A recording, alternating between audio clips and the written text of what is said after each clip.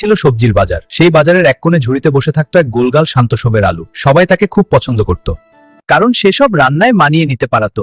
কিন্তু আলুর মনে একটা গোপন দুঃখ ছিল, তার নিজের কেউ নেই। একদিন পাশের ঝুড়িতে এসে উঠল লম্বা হাঁস। প্রথম দিন থেকেই আলু লক্ষ্য করলো ঢেঁড়স অন্য সবজিদের মতো বেশি কথা বলে না।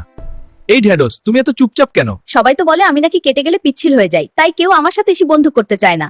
তাহলে তারা বোঝে না, তুমি তো ভেতর থেকে খুব নরম আর ভালো।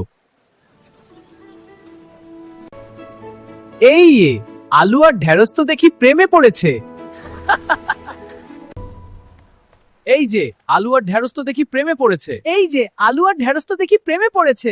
আলু আর ঢেঁড়স তো দেখি প্রেমে পড়েছে।